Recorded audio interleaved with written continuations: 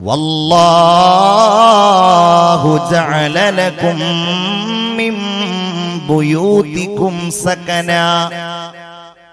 അല്ലാഹു നിങ്ങളുടെ വീടുകളിലൂടെ നിങ്ങൾക്ക് ആശ്വാസകരമായ സൗകര്യങ്ങളെ സൃഷ്ടിച്ചവനാണ്. ആ വീടുകളിലാണ് നമ്മൾ ഉറങ്ങുന്നത്, ആ വീടുകളിലാണ് നമ്മൾ ആശ്വാസം കണ്ടെത്തുന്നത്. നമ്മൾ മറ്റുള്ളവരിൽ നിന്ന് അകന്നിരിക്കുവാൻ, മറ്റുള്ളവർ കാണരുത് എന്നാഗ്രഹിക്കുന്ന പ്രവർത്തനങ്ങളിൽ ഏർപ്പെടാൻ നമ്മളുടെ വീടുകളിലാണ് നമ്മൾ ആഗ്രഹിക്കുന്നത്. ഉദാഹരണമായി, നമ്മളിപ്പോ നല്ല വസ്ത്രം ധരിച്ചവരാണ്. ഈ വസ്ത്രം നമ്മൾ എവിടെ ചെന്നാണ് മാറ്റിവെക്കുന്നത്? നമ്മുടെ വീടുകളിൽ ചെന്നാണ്. കാരണം നമ്മുടെ ശരീരത്തിന്റെ മറക്കപ്പെടുന്ന ഈ ഭാഗങ്ങൾ മറ്റുള്ളവരുടെ മുമ്പിൽ വെളിവാകുന്നതോ അവർ കാണുന്നതോ നമ്മൾ ആരും ഇഷ്ടപ്പെടുന്നില്ല. അതുകൊണ്ട് തന്നെ അങ്ങനെയുള്ള നിരവധി ഉപകാരങ്ങളും ഉപയോഗങ്ങൾക്കും വേണ്ടി അല്ലാഹ് നമുക്ക് വീടുകളെ സംവിധാനിച്ചിരിക്കുന്നു. ഗതകാലത്ത് മനുഷ്യർ വീടുകൾ ഉണ്ടാക്കിയിരുന്നില്ല. ആദിമ മനുഷ്യൻ എന്നാണ് പറയപ്പെടുന്നത്.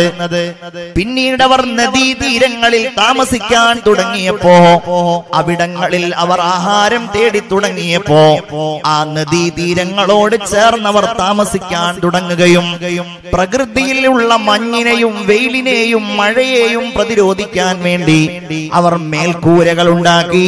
അങ്ങനെ വീടുകളിൽ താമസിക്കുന്ന ഒരു സമ്പ്രദായം, ഗുഹകളിൽ താമസിക്കുന്ന ഒരു സമ്പ്രദായം, മരങ്ങളുടെ മുകളിൽ താമസിക്കുന്ന സമ്പ്രദായം, അങ്ങനെ വളർന്ന് വളർന്ന് ഇന്ന് വീടെന്ന് പറയുന്നത് ഒരു വലിയ ലോകമായി, വലിയ ഒരു അഭിലാഷമായി മാറിയ ഒരു സ്ഥിതിയിലേക്ക് നമ്മുടെയൊക്കെ ജീവിതം എത്തിച്ചേർന്ന ഒരു കാലഘട്ടത്തിലാണ് ഞാനും നിങ്ങളും ഈ ലോകത്ത് ജീവിക്കുന്നത്. ഈ വീടിനെ കുറിച്ച് നമ്മൾ ചർച്ച ചെയ്യുമ്പോൾ സമഗ്രമായി നമുക്ക് പറയുവാനുള്ള കാര്യം ഹബീബായ മുഹമ്മദ് മുസ്തഫ സല്ലല്ലാഹു അലൈഹി വസല്ലമ തങ്ങളുടെ ഒരു ഹദീസാണ്. അവിടുന്ന് പറഞ്ഞു, മസലുൽ ബൈത്തില്ലദീ യുദ്കറുല്ലാഹ ഫീ, അള്ളാഹുവിനെ ഓർക്കപ്പെടുന്ന ഒരു വീടിന്റെ ഉപമ, അള്ളാഹുവിനെ ഓർക്കപ്പെടാത്ത ഒരു വീടിന്റെയും ഉപമ, മിസ്ലൽ ഹയ്യി വൽ മയ്യിത്തി, അത് ജീവനുള്ളതിനെ പോലെയും ശവത്തെ പോലെയുമാണെന്ന് മുഹമ്മദ് മുസ്തഫ സല്ലല്ലാഹു അലൈഹി വസല്ലം. ഒരു വീട് സജീവമാകുന്നത് ആ വീട് അള്ളാഹുവിന്റെ ഓർമ്മയിൽ ഉയർന്നു നിൽക്കുമ്പോഴാണ്. ആ വീട്ടുകാർ മുഴുവൻ അള്ളാഹുവിന്റെ സ്മരണ നിലനിർത്തുമ്പോഴാണ്. ആ വീട്ടിൽ നിസ്കാരം നടക്കുമ്പോഴാണ്. ആ വീട്ടിൽ ഖുർആൻ പാരായണം ഉണ്ടാകുമ്പോഴാണ്. ആ വീട്ടിൽ മാതാപിതാക്കൾ ബഹുമാനിക്കപ്പെടുമ്പോഴാണ്. ആ വീട്ടിൽ പ്രിയപ്പെട്ട ഭാര്യയോട് കടപ്പാടുകൾ നിർവഹിക്കപ്പെടുമ്പോഴാണ്. ആ വീട്ടിൽ പ്രിയപ്പെട്ട മക്കളോട് സ്നേഹധന്യമായി പെരുമാറുമ്പോഴാണ് എന്റെ പ്രിയപ്പെട്ടവരെ ആ വീട് ജീവനുള്ള വീടായി മാറുന്നത്. നിങ്ങൾ ചിന്തിച്ചു നോക്കൂ, ഇങ്ങനെയുള്ള വീടുകളാണോ നമ്മുടെ വീടുകൾ? സംഗീതത്തിന്റെ ശബ്ദമുയരുന്ന വീടുകളാണോ? ചീത്ത വാക്കുകൾ പറയപ്പെടുന്ന വീടുകളാണോ? കള്ളം പറയപ്പെടുന്ന വീടുകളാണോ? പരസ്പരം മിണ്ടാത്ത സംസാരിക്കാത്ത വീടുകളാണോ? ഭാര്യയും ഭർത്താവും പിണങ്ങിക്കഴിയുന്ന വീടുകളാണോ? പ്രിയപ്പെട്ട ഉമ്മാക്ക് വേണ്ടി, പ്രിയപ്പെട്ട വൃദ്ധയായ മാതാവിന് വേണ്ടി വീടിന്റെ പരിസരത്ത് ഖബർ കുഴിച്ച് ആ മാതാവിന്റെ കുഴിമാടമൊരുക്കിയ മക്കൾ ജീവിക്കുന്ന ഈ കാലഘട്ടത്തിൽ മാതാവും പിതാവും അവഗണിക്കപ്പെടുന്ന വീടാണോ നമ്മുടെ വീടുകൾ? മക്കളെ നേരായ മാർഗത്തിലേക്ക് നയിക്കാത്ത വീടുകളാണോ നമ്മുടെ വീടുകൾ? ഗീബത്തിന്റെയും നമീമത്തിന്റെയും വീടുകളാണോ നമ്മുടെ വീടുകൾ? എങ്കിൽ ആ വീട് ശവങ്ങൾക്ക് തുല്യമാ. ആ വീടുകൾ നിർജീവമായ വീടുകളാണെന്ന് സയ്യിദുനാ മുഹമ്മദ് മുസ്തഫ ഉറക്ക സ്വലാത്ത് ചൊല്ലൂ മുഹമ്മദ് മുസ്തഫ സല്ലല്ലാഹു അലൈഹി വസല്ലം. ഞാൻ ആദ്യം പറഞ്ഞ ഈ അവസ്ഥയിലുള്ളവരായിരുന്നു. അൽഹംദുലില്ലാഹ്, പള്ളിപ്പുഴയുടെ ഈ പള്ളിയുടെ പരിസരത്ത് അന്തി ഇറങ്ങുന്ന നമ്മുടെ മുൻഗാമികളെന്ന് ആർക്കാണ് പറയാതിരിക്കാൻ കഴിയുക? നമ്മുടെ മരണപ്പെട്ടു പോയ ഉമ്മമാർ, നമ്മുടെ മരണപ്പെട്ടു പോയ ഉപ്പമാർ, അവരുടെ ജീവിതാവസ്ഥകൾ നമ്മൾക്ക് ഓർമ്മയുണ്ടല്ലോ. അവരുടെ കാലത്ത് മൊബൈൽ ഫോണുകൾ ഉണ്ടായിരുന്നില്ല. അവരുടെ കാലഘട്ടത്തിൽ TV ഉണ്ടായിരുന്നില്ല. ഉണ്ടായിരുന്നെങ്കിലും അതിനോടവർ താല്പര്യം കാണിച്ചിരുന്നില്ല. അവർ നിസ്കാരത്തിനും ഇബാദത്തുകൾക്കുമൊക്കെ പുറമെ അവർ മഹാന്മാരായ അമ്പിയാക്കളെ ഓർത്തിരുന്നു. അവർ മൗലിദ് പാരായണം നടത്തിയിരുന്നു. അവർ ദിക്റുകൾ ചൊല്ലിയിരുന്നു. അവർ പരിശുദ്ധമായ മാലകൾ പാടിയിരുന്നു. അവർ അല്ലാഹുവിന്റെ പരിശുദ്ധ ഖുർആൻ നിരന്തരമായി പാരായണം ചെയ്തിരുന്നു. അതിന്റെ അനുഗ്രഹമാണ് നമ്മൾ ഇന്ന് അനുഭവിക്കുന്നത്. ആ അനുഗ്രഹമാണ് നമ്മളെ ഉയർത്തിയത്. ആ അനുഗ്രഹത്തിന്റെ വെളിച്ചത്തിൽ നിന്നാണ് നമ്മൾ പുതിയ വീടുകളുടെ ആദ്യത്തെ ശില പാകി തുടങ്ങിയത്. എന്നാൽ നമ്മുടെ പ്രിയപ്പെട്ട മക്കൾക്ക് അങ്ങനെ ഒരു സന്ദേശം നമ്മുടെ വീടുകളിൽ വെച്ച് നമുക്ക് നൽകാൻ കഴിയാതിരിക്കുമ്പോ നമുക്ക് ആ രീതിയിലുള്ള ഒരു അനുഗ്രഹം ജീവിതത്തിൽ കാണാൻ കഴിയുന്നില്ല. വലിയ വീടുണ്ട്, കൊട്ടാരമാണ്, പക്ഷേ ആ വീട്ടിൽ സന്തോഷമില്ല, ആ വീട്ടിൽ സമാധാനമില്ല, ആ വീട്ടിൽ പരസ്പരമുള്ള ഇഷ്ടമില്ല, ആ വീട്ടിൽ ഉപ്പ പറഞ്ഞത് മക്കള് കേൾക്കുന്നില്ല, ആ വീട്ടിൽ ഭാര്യ പറഞ്ഞത് ഭർത്താവ് കേൾക്കുന്നില്ല. ആ വീട് അസമാധാനത്തിന്റെ ഇടമാണ്. അതിന്റെ കാരണം അന്വേഷിച്ചു പോയാൽ രണ്ടാമത്തെ ഒരു ഉത്തരമില്ല. അല്ലാഹുവിന്റെ സ്മരണ നിലനിർത്താത്ത വീട്, ദിക്ർ ചെയ്യാത്ത വീട്, ഖുർആൻ ഓതാത്ത വീട്, തസ്ബീഹ് ചൊല്ലാത്ത വീട്, നന്മ നിറഞ്ഞ ഖൽബുകളുമായി അല്ലാഹുവിന്റെ സ്മരണ നിലനിർത്താത്ത വീടുകളാണ് അങ്ങനെയുള്ള വീടുകൾ എന്ന് നമുക്ക് മനസ്സിലാക്കുവാൻ കഴിയും. പടച്ച റബ്ബ് നമ്മുടെ വീടുകളൊക്കെ നല്ല വീടുകളാക്കി തരട്ടെ. എല്ലാവരും ആമീൻ പറയൂ. അല്ലാഹു നമുക്ക് നല്ല വീടുകളെ പ്രദാനം ചെയ്യട്ടെ. ഒരു വീടിന്റെ ഏറ്റവും പ്രധാനപ്പെട്ട സംഗതി എന്ന് പറയുന്നത് ആ വീട് നിൽക്കുന്ന നാടുമായി ബന്ധപ്പെട്ടിരിക്കുന്നു. നമ്മെ സംബന്ധിച്ചിടത്തോളം നമുക്കുള്ള വീടുകളെ നമ്മൾ ആലോചിക്കണം. നമ്മളൊക്കെ ഏറ്റവും അനുഗ്രഹീതരാണ്. എന്തുകൊണ്ടെന്നാൽ നമ്മുടെ വീട് നിൽക്കുന്ന രാജ്യം ഏതാണ്?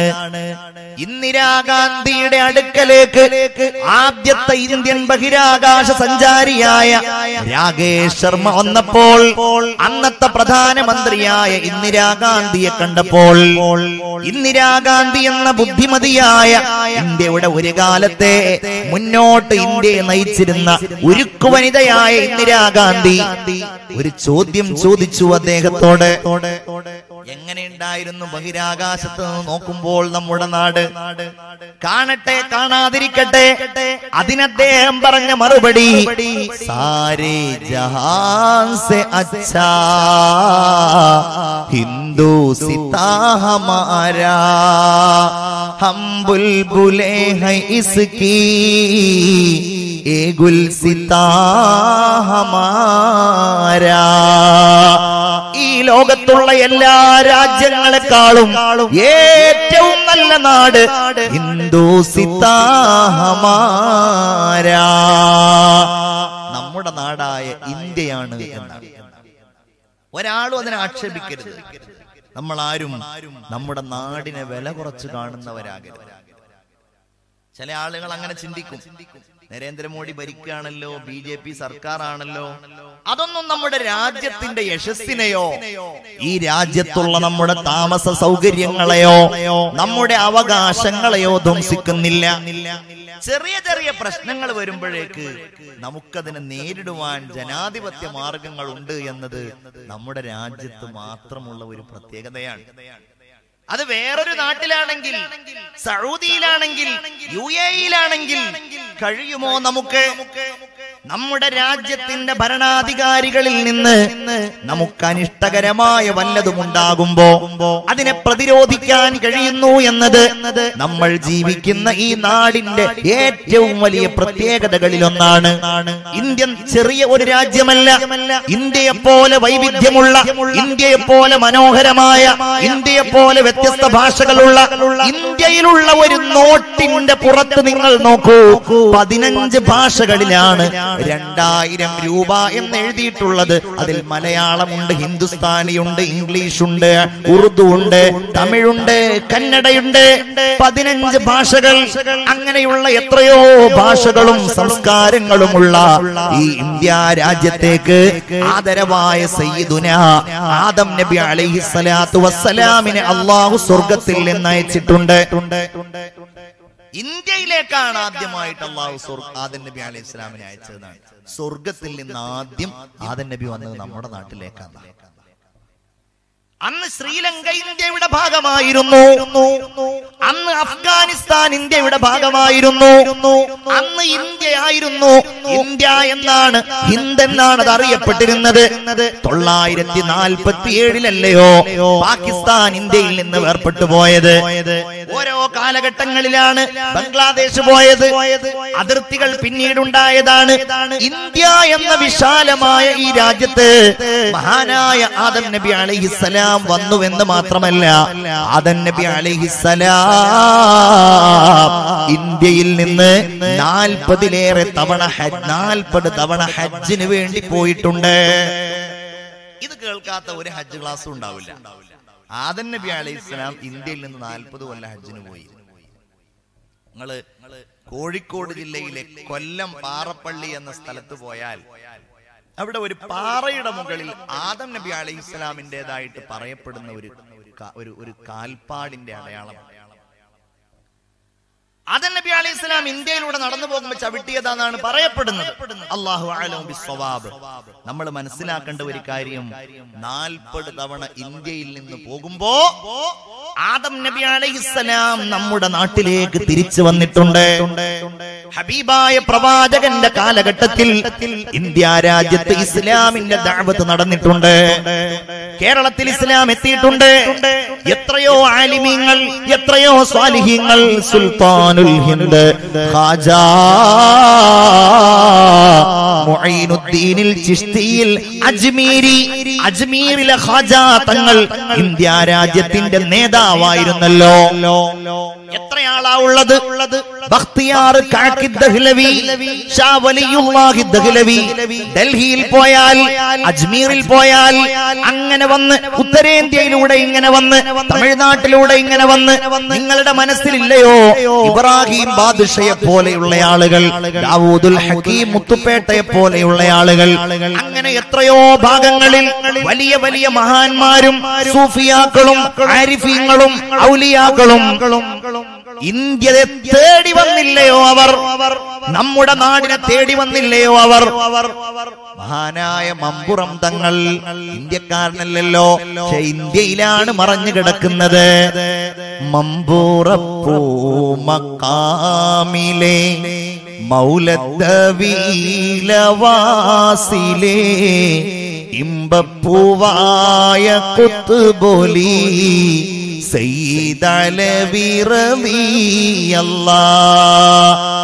യമനിലെ ഹദർമൗത്തിലെ തെരീം എന്ന സ്ഥലത്ത് നിന്നാണ് മഹാനായ മമ്പുറം തങ്ങൾ ഇന്ത്യയിലേക്ക് വന്നിട്ടുള്ളത്.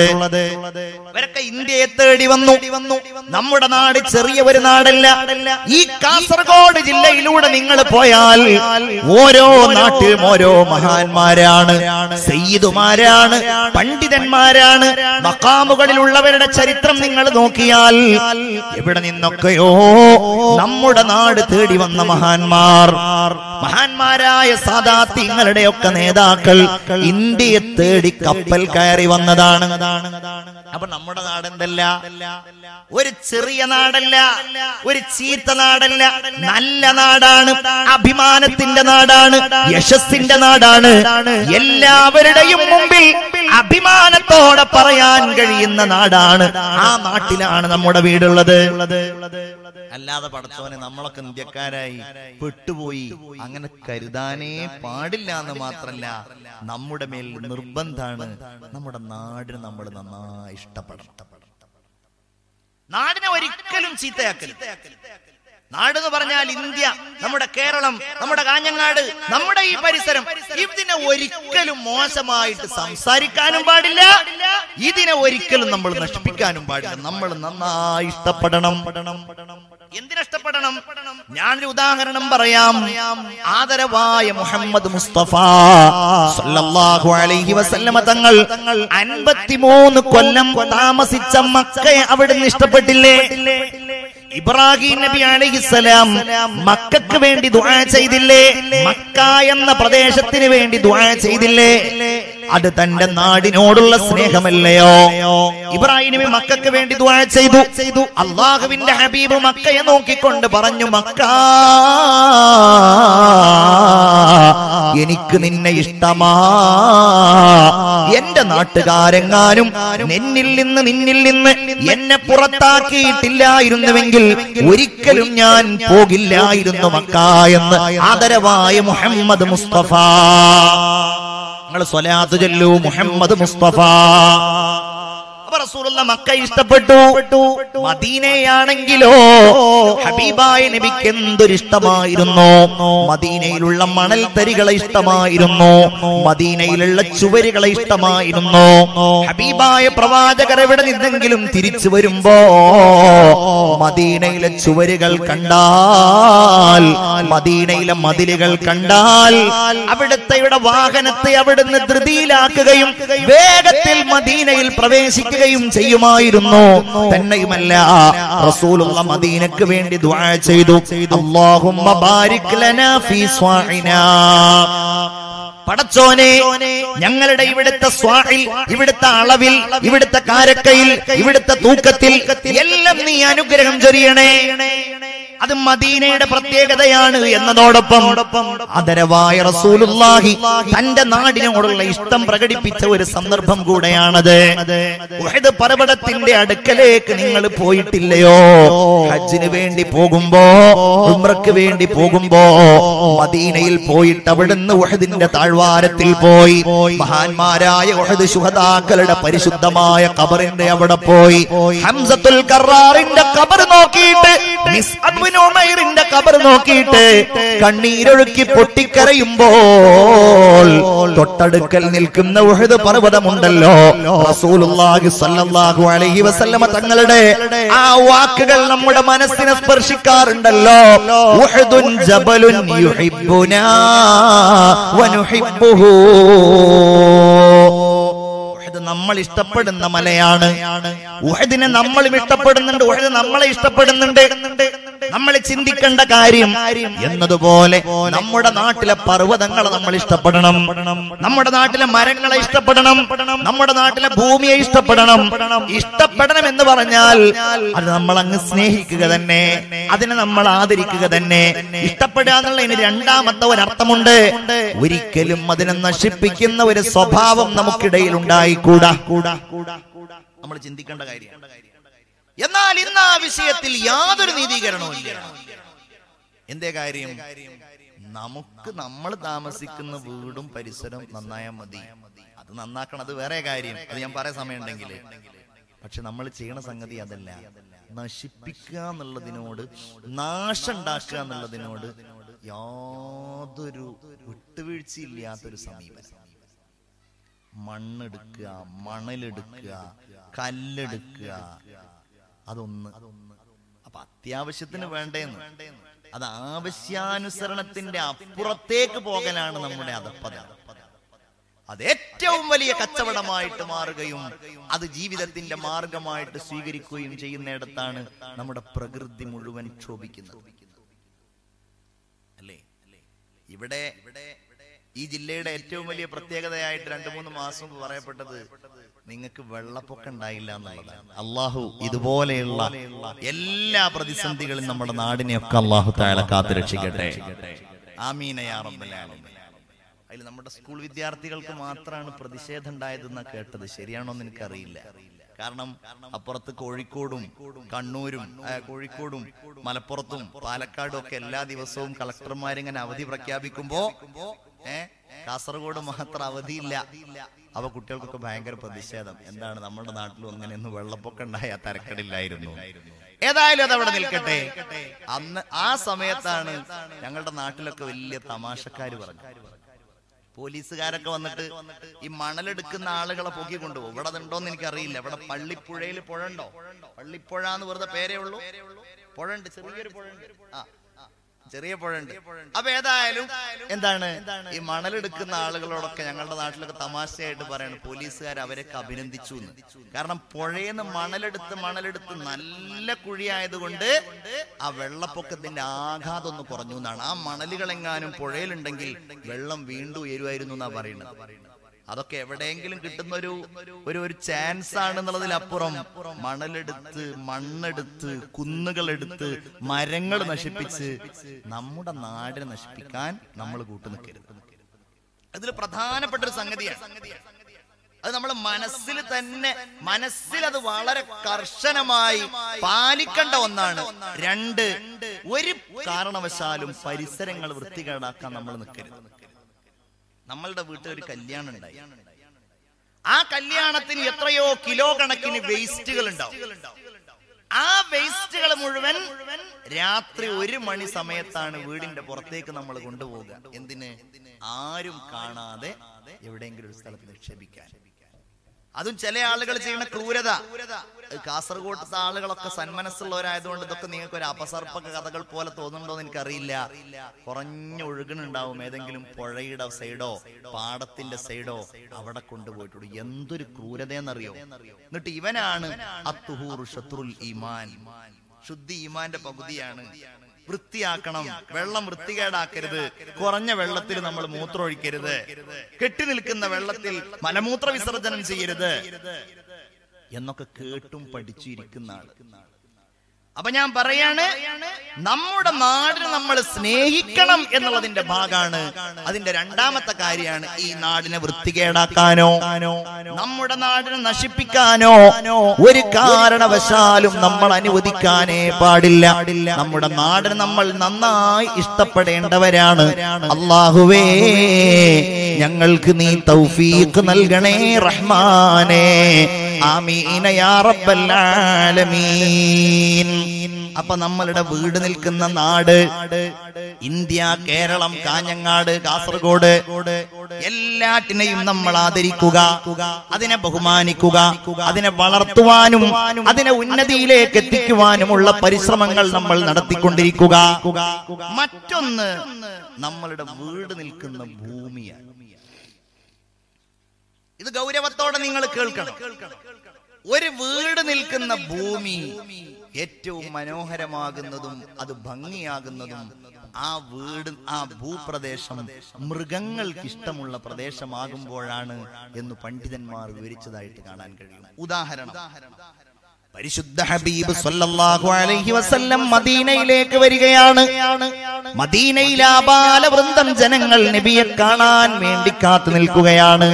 പരിശുദ്ധ റസൂല് ഖുബാ പള്ളിയുടെ സമീപത്ത് നിന്ന് 3 ദിവസം അവിടെ താമസിച്ച് പരിശുദ്ധമായ യസ്രിബിന്റെ ഉൾപ്രദേശത്തേക്ക് പോവുകയാണ്. റസൂലിനെ ഓരോരുത്തരും വിളിച്ചു, നബിയേ, എന്റെ വീട്ടിൽ അങ്ങ് താമസിക്കണേ, എന്റെ വീട്ടിൽ അങ്ങ് കിടക്കണേ. അല്ലാഹുവിന്റെ റസൂല് പറഞ്ഞ വർത്തമാനം എന്താണ്? എന്റെ ഒട്ടകത്തിനറിയാം ഞാൻ എവിടെയാണ് പാർക്കേണ്ടത് എന്ന്. ദഊഹാ ഫഇന്നഹാ മഅ്മൂറ. എന്റെ ഒട്ടകത്തെ നിങ്ങൾ അങ്ങ് വിട്ടേക്കൂ, ആ ഒട്ടകം കൽപ്പിക്കപ്പെട്ടതാണ് എന്ന് പറഞ്ഞാൽ ആ ഒട്ടകം റസൂലുള്ളാഹിയുമായി പോവുകയും ആ ഒട്ടകം മുട്ടുകുത്തിയെടുത്ത് അതിന്റെ തൊട്ടുമുമ്പിലുള്ള അബൂ അയ്യൂബ് അൽ അൻസാരിയുടെ വീട്ടില് അള്ളാഹുവിന്റെ ഹബീബ് താമസിക്കുകയും ചെയ്തു. ഇതിന്റെ അടിസ്ഥാനത്തിലാണ് മഹാന്മാര് പറയുന്നത്, ഒരു ഭൂമി, ഇപ്പൊ വീട് വെക്കാത്ത ആളുകള് ഒരു വീട് വെക്കാൻ ഒരു ഭൂമി ഇങ്ങനെ അന്വേഷിക്കുകയാണെങ്കിൽ അവര് പോയിട്ട് അന്വേഷിക്കേണ്ടത് എന്താണ്? നല്ലൊരു ഭൂമി അന്വേഷിച്ചു ചെല്ലുമ്പോ ആ ഭൂമിയിലുണ്ട് ഒരാട്. ആ ഭൂമിയിലുണ്ടൊരു പശു, അത് നല്ലൊരു ലക്ഷണമാണ് എന്നാണ്. ആ ഭൂമി മൃഗങ്ങൾക്ക് ഇഷ്ടമുള്ള ഭൂമിയാണെങ്കിൽ, അല്ലെങ്കിൽ നമ്മൾ ആ ഭൂമി ഇങ്ങനെ അന്വേഷിച്ച് നോക്കുമ്പോൾ അവിടെ ഉണ്ട് പശുവിന്റെ കുറച്ച് ചാണകം. പശുവിന്റെ മാത്രമാവണമെന്നില്ല, ഏതെങ്കിലും മൃഗത്തിന്റെ കുറച്ച് ചാണകമോ അതല്ലെങ്കിൽ അതിന്റെ വല്ല വിസർജ്യമൊക്കെ ഉണ്ടെങ്കിൽ നമുക്ക് മനസ്സിലാക്കാം ഇത് നല്ലൊരു പ്രദേശമാണ്.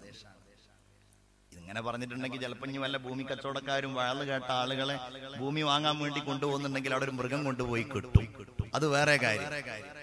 ആ ഒരു തന്ത്രമൊന്നും ഉപയോഗിക്കാൻ വേണ്ടിയിട്ടല്ല പറയുന്നത്. നമ്മൾ പൊതുവിൽ ഒരു ലക്ഷണമായി പറയാണ്. ഇതിൽ നിന്ന് മറ്റൊന്നുകൂടെ മനസ്സിലാക്കണം. ഒരു വീട്ടിലൊരു മൃഗം ഉണ്ടാവുക എന്നുള്ളത് അല്ലാഹു തആലയുടെ അനുഗ്രഹം കിട്ടാനുള്ള കാരണം. ഒരു 20 കൊല്ലം മുമ്പൊക്കെ നമ്മളുടെ വീടുകളിൽ പക്ഷിയോ മൃഗങ്ങളോ കോഴിയോ ആടോ പോത്തോ ഒക്കെ ഉണ്ടായിരുന്നു. ഇന്നതില്ല, ഇന്നതിന് കഴിയുന്നില്ല.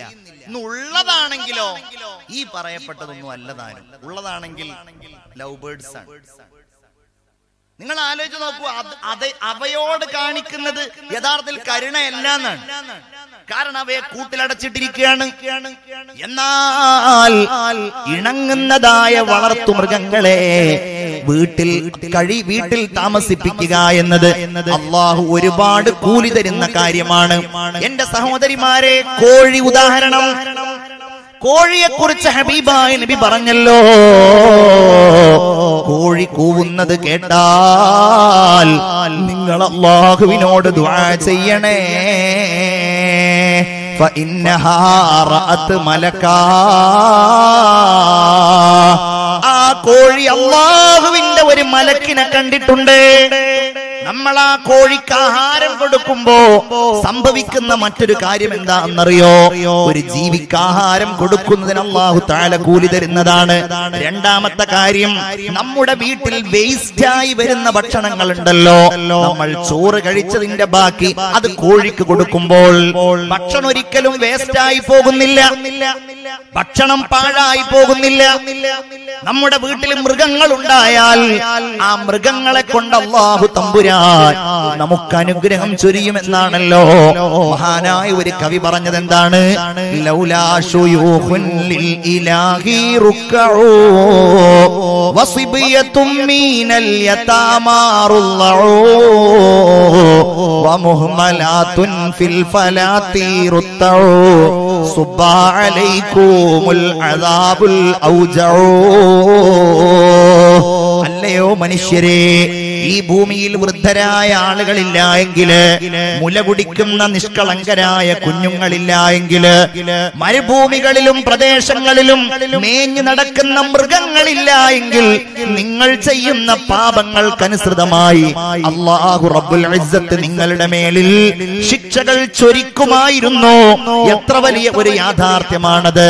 അല്ലാഹുവിനെ തസ്ബീഹ് ചെല്ലുന്ന ജീവി, പടച്ചവന് സുജൂദ് ചെയ്യുന്ന ജീവി, ഇതൊക്കെ നമ്മളുടെ വീടുകളിൽ ഉണ്ടാവുക എന്നുള്ളത് അനുഗ്രഹമാണ്. കോഴി വീട്ടിലുണ്ടാവുക, പശു വീട്ടിലുണ്ടാവുക. ഇനിയിപ്പോ നിങ്ങൾ ഓരോരുത്തർ ചോദിക്കുന്നു, സംശയം ചോദിക്കണതിന് ഒരു മട്ടമല്ലേ? അങ്ങനെയാണെങ്കിൽ ഒരു ആന ഉണ്ടായാലോ? അതിവിടെ ഉണ്ടോ ആന? അല്ലെങ്കിൽ ഒരു പട്ടി ഉണ്ടായാലോ? ഒരു കുറച്ചു കാലം മുമ്പൊക്കെ നമുക്കിടയിൽപ്പെട്ട ഒരുപാട് ആളുകളുടെ വീട്ടിൽ പട്ടി ഉണ്ടായിരുന്നു. അൽഹംദുലില്ലാഹ്, ഇന്ന് ആ ഒരു സമ്പ്രദായം ഇല്ലാതെയായിട്ടിരിക്കണം. 2 സാധനങ്ങൾ വീട്ടിലുണ്ടായാൽ ആ വീട്ടിൽ അല്ലാഹുവിന്റെ റഹ്മത്തിന്റെ മലക്കുകൾ വരില്ലെന്ന് മുഹമ്മദ് മുസ്തഫ. അതിലൊന്ന് പട്ടിയാണ്. പട്ടി പ്രത്യേകിച്ച് ചില സന്ദർഭങ്ങളിൽ ഇസ്ലാം അതിനെ അനുവദിച്ചിട്ടുണ്ട്. അത് നമുക്ക് ആർക്കും, ഈ പള്ളിപ്പുഴയിലെ ആർക്കും അത് ആവശ്യമുണ്ടെന്ന് എനിക്ക് തോന്നുന്നില്ല. ഒന്ന്, കാവലിന് വേണ്ടി പട്ടിയെ വളർത്തിയ, നമുക്കിപ്പോ ആർക്കെങ്കിലും ആവശ്യമുണ്ടോ കാവലിന് വേണ്ടിയിട്ട് പട്ടി?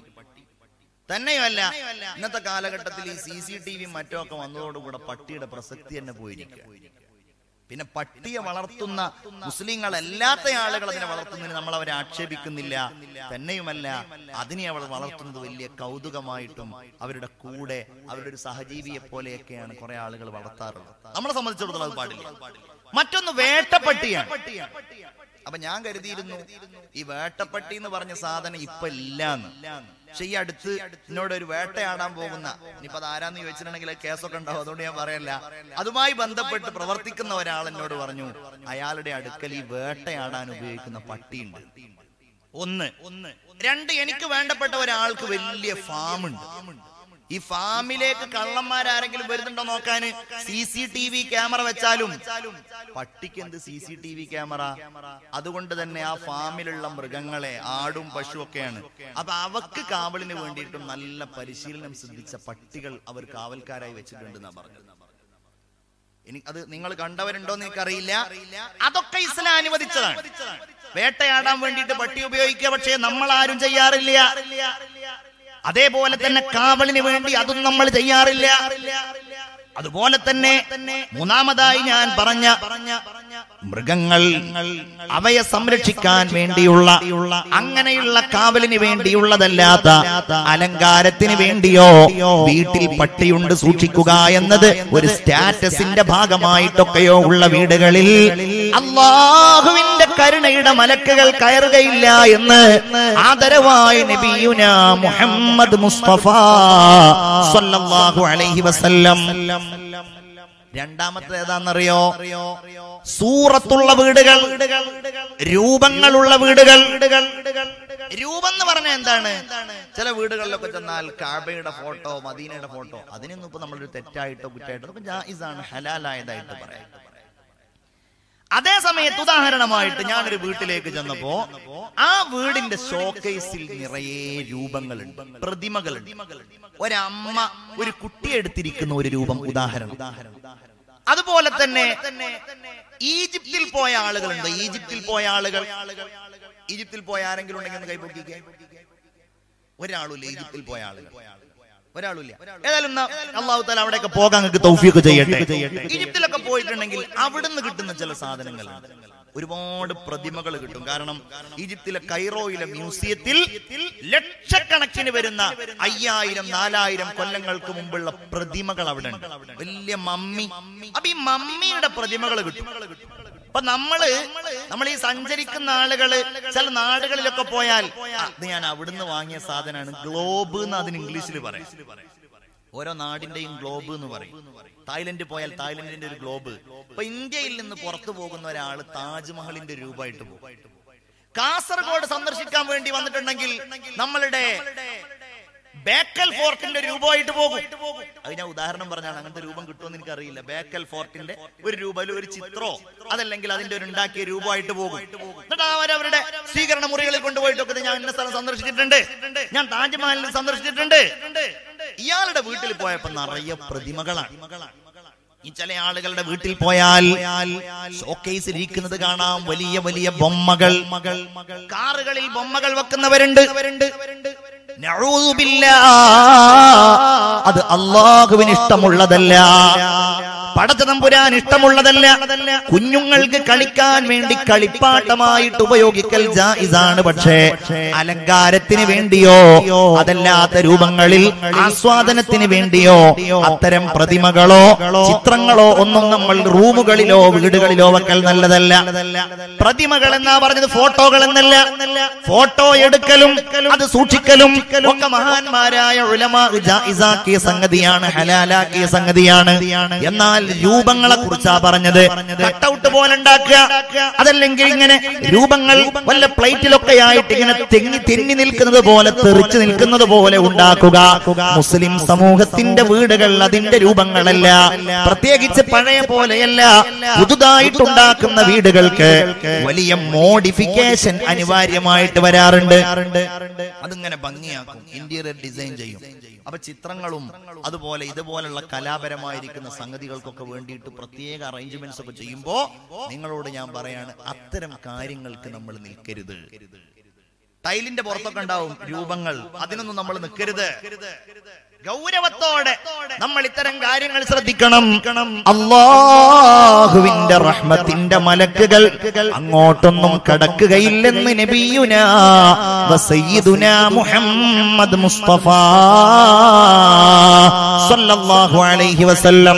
എന്റെ പ്രിയപ്പെട്ട മുഅ്മിനീങ്ങളെ, അല്ലാഹു തമ്പുരാൻ നമുക്ക് നൽകിയ വീടുകൾ നിൽക്കുന്ന ഭൂമി, ആ നാട്, ഇത് കഴിഞ്ഞാൽ ഒരു വീടിന്റെ ഏറ്റവും വലിയ മഹത്വം ആ വീടിന്റെ അയൽവാസികളാണ്. ഇത് കേൾക്കാനാണ് കുറെ കാലം ഞങ്ങൾ കാത്തിരിക്കുന്നത്. എന്തേ കാര്യം? അയൽവാസി, ഞങ്ങളുടെ അയൽവാസി എങ്ങനെയാണ് ഞങ്ങളോട് പെരുമാറുണ്ടെന്ന് കേൾക്കട്ടെ. അല്ല കേട്ടോ, നിങ്ങളുടെ അയൽവാസിയോട് ഇങ്ങനെ പെരുമാറുണ്ടോ ഞങ്ങൾ ചിന്തിക്കണം.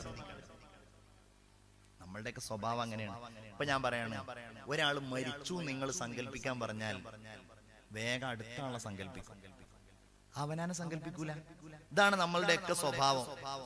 എന്തെങ്കിലും ഒരു അപകടം ഉണ്ടായി അവനാനല്ല അടുത്ത ആൾക്ക് എന്നതുപോലെ നമ്മൾ ഗൗരവത്തോടെ ചിന്തിക്കണം. എന്റെ അയൽവാസി എന്നോട് ഇങ്ങോട്ട് പാലിക്കേണ്ട മര്യാദയെ കുറിച്ചല്ല ഞാൻ പഠിക്കേണ്ടത്,